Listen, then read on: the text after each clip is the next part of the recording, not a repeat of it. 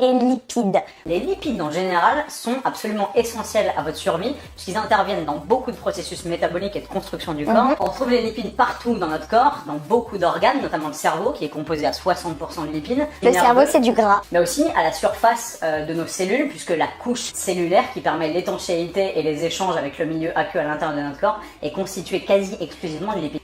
Alors normalement, la formation et la construction de ton cerveau sont terminées depuis à peu près tes 5 ans, tout comme la formation de la barrière lipidique qui entoure tes cellules. Donc en principe, tes cellules n'ont plus besoin de toi pour apporter des lipides pour leur reconstruction. Donc sauf si tu as encore l'âge de 5 ans, je ne recommande pas pour ta santé de manger plus de lipides puisque ton corps est déjà construit. En revanche, la meilleure idée et la meilleure proposition serait de dire aux gens de manger les aliments qui leur permettront d'avoir cette oxygénation du sang et donc cellulaire. Je pense donc logiquement à une alimentation pauvre en gras, plutôt que de manger riche en gras et d'agglutiner ces cellules qui ne pourront donc pas fonctionner correctement.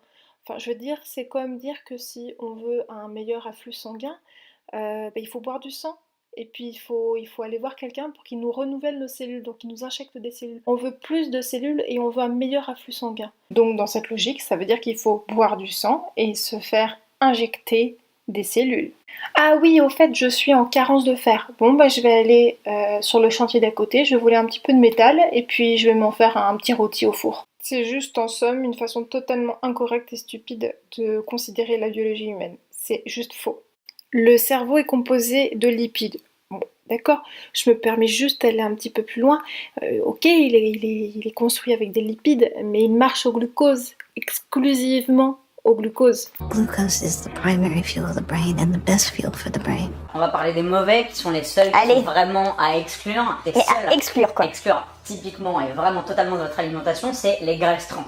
Les graisses qui proviennent d'aliments transformés, industrialisés, de la friture, des frites, des beignets, de tout ce qui globalement est frit et a pas un aspect extrêmement naturel, vous pouvez être quasiment sûr que dans ces aliments-là, vous avez des graisses trans.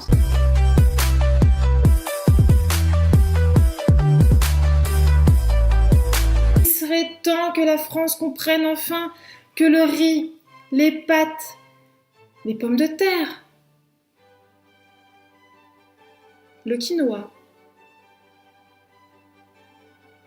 les lentilles corail, le sucre, les bananes, les dattes, les figues, bref, les glucides, qui par un processus magique se transforment en gras dans le corps. Mais le gras, lui, se transforme en masse musculaire maigre, c'est bien connu. Le glucide, donc le sucre, je le répète, se transforme en gras, donc le sucre devient du gras. Mais le gras, qui est déjà un gras, ne se transforme pas en gras. C'est intéressant. Le gras, magie, se transforme en densité musculaire maigre sur le corps humain. C'est très intéressant. En mangeant cette date, je vais devenir grosse actuellement. Voilà. Là, en mangeant du sucre, je deviens actuellement grosse. Mais si je buvais de l'huile, en l'occurrence huile de ricin, voilà, si je bois cette bouteille d'huile, voilà, ça va se transformer en masse musculaire maigre dans mon corps. Donc cette huile, bon, je ne vais pas la boire, c'est du muscle, ça. Muscle.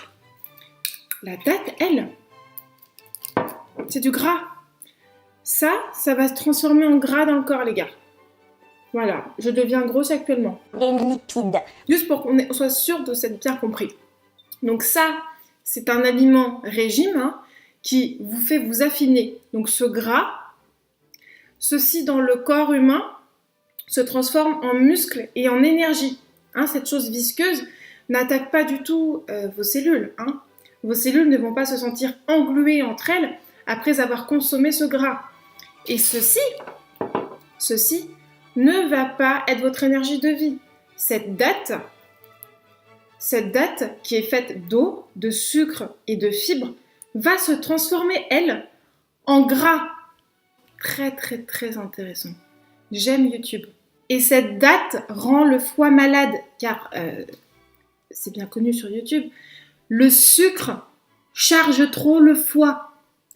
Ce n'est pas ceci qui charge le foie. C'est compact, c'est huileux. Hein. Ce n'est pas ceci qui rend votre foie malade. Ce n'est pas ceci qui est la cause de maladies diverses du monde occidental moderne actuellement. Non, c'est l'eau, la fibre et le sucre.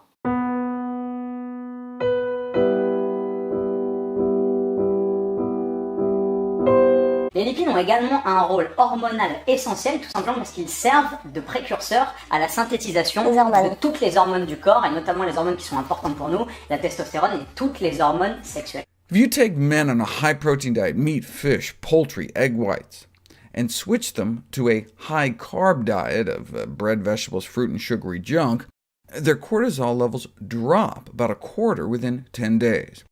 At the same time, their testosterone levels shoot up by about the same amount. High-protein diets suppress testosterone. That's why if you take men eating plant-based diets, have them start eating meat every day, their testosterone levels go down, and actually some estrogens go up. That's why bodybuilders can get such low testosterone levels. It's not the steroids they're taking. If you look at natural bodybuilders who don't use steroids, 75% drop in testosterone levels in the months leading up to a competition. It's ironic that they're eating protein to look manly on the outside, but it makes them less and less manly on the inside. Les lipides. Je pense que je mange des quantités de glucides qui feraient peur à Karine Renaud. Je pense que si je l'invitais à déjeuner chez moi, je lui disais « Écoute ma petite Karine, ça c'est notre déjeuner, donc je te fais cuire, allez, pour chacune 1,5 kg de patates coupées en frites et cuites au four sans gras, une petite sauce tomate maison, petit ketchup maison, sauce tomate, citron, sucre, pas de restriction sur le sucre. Je pense que là, la palpitation serait réellement à son maximum. Ne parlons même pas du mec qui a l'air très sûr de lui, qui fait la vidéo avec elle. Je pense que là, les cheveux s'électriseraient des deux côtés. Nous aurions un conduit d'énergie vraiment supérieur à tout apport de glucides qu'ils auraient pu s'apporter dans leur vie.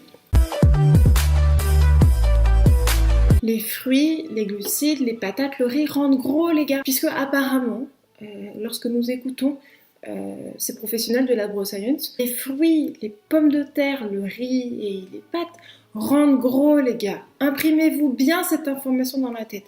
Si vous mangez comme un fruit, vous allez devenir gros. Hein? Comme Anne Sofri, vous allez devenir grosse comme Anne Sofri qui a perdu 20 kilos en ne faisant aucun effort particulier et en faisant des cheat meals de glucides 3 voire 4 repas par jour, mais les fruits, les glucides rendent gros. Anne Sofri observe des chaînes de fitness sur YouTube qui sont tout le temps obligées de restreindre leurs calories et de faire des efforts surhumains, sportifs. J'ai jamais repris le moindre kilo en 5 ans. Jamais. Je connais aucune personne autour de moi qui peut se dire la même chose. Mes collègues, mes connaissances, mes amis sont tout le temps au régime, ont tout le temps peur, comme le conseillent ces personnes sur YouTube, d'avoir mangé trop de glucides à ce repas. Elles ont forcé sur le gras, tu vois. Et puis, elles se sentent jamais calées après un repas, elles sont pas bien. Mais elles sont en train de se convaincre elles-mêmes que c'est comme ça qu'il faut faire. Parce que les youtubeurs le disent sur YouTube. Il faut manger plein de gras et faire attention à ces portions de glucides. Hein, parce que les glucides ne sont pas importants pour le corps tant que ça. Ils sont importants, ils sont ce qui donne de l'énergie, mais il ne faut pas trop en manger car on ne sait pas en fait, ils ne comprennent pas ce qu'ils disent eux-mêmes en fait. Il faut manger beaucoup de gras car le gras se transforme en énergie dans le corps. C'est intéressant. Donc si on veut avoir de l'énergie, il faut manger plus de gras qui est un gras, mais le sucre qui est déjà de l'énergie, ce qui nous donne de l'énergie, donc ce dont nos cellules crèvent de faim de sucre, faut pas manger de sucre. Donc faut faire les choses à l'inverse en fait. C'est très très complexe, hein. Vraiment, je pensais pas que la biologie interne humaine était aussi complexe. Je ne prends pas mes micronutriments de façon isolée. Il n'y a pas un nutriment qui va m'apporter de la protéine, un qui va m'apporter des lipides et un qui va m'apporter que des glucides. Parce que dans un glucide, dans une banane, vous avez des protéines, des lipides et des glucides. Et c'est par l'action de manger assez que vous aurez assez de micronutriments dans les taux idéaux pour l'homme. Voilà ce que font donc les fitness girls, etc. sur YouTube qui n'ont pas encore compris les choses évidentes. sur la nutrition et sur la vie, c'est que quand vous mangez un aliment offert par Mère Nature pour nous dans les quantités suffisantes, du coup vous obtenez les micronutriments idéaux pour l'homme au lieu de manger trop de protéines, ce qui va vous défoncer les reins. Les lipides ont également un rôle hormonal essentiel. Ça aide pas les hormones, les gars. Ça leur donne l'énergie de la détox, puisqu'on parle toujours de détox, mais la détox, c'est traiter son métabolisme. Ça donne l'énergie à votre corps de vous réparer, de réparer les dysfonctions hormonaux que personnellement je m'étais fait par le passé, en faisant des régimes, des jeûnes, des phases cycliques de glucides, moins glucides, du jeûne intermittent, des journées entières de jeûne, bref, la catastrophe. Les femmes sont mortes de faim H24. Je travaille dans un milieu féminin, je suis entourée de femmes. Je suis en contact avec des clientes, donc des femmes, qui sont tout le temps au régime. Sur l'année, je les vois jamais faire la même taille de pantalon. À chaque fois que je les vois, ou elles font 2 tailles de plus, ou elles font une taille de moins. C'est jamais la même chose. Elles peuvent jamais s'habiller de la même façon, parce qu'elles font toujours un poids différent. Toujours. Et puis elles ont tout le temps faim. Elles sont jamais bien, leur poids les déprime, et elles pensent qu'à ça.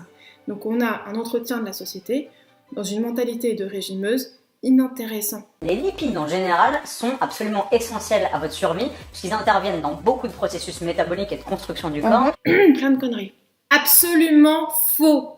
Les nourritures grasses vous donneront un foie gras. Les nourritures pauvres en gras entretiennent, elles, un foie en bonne santé. Des cellules en bonne santé, des cellules qui ne meurent pas de faim et qui ne se font pas agglutiner entre elles après chaque repas.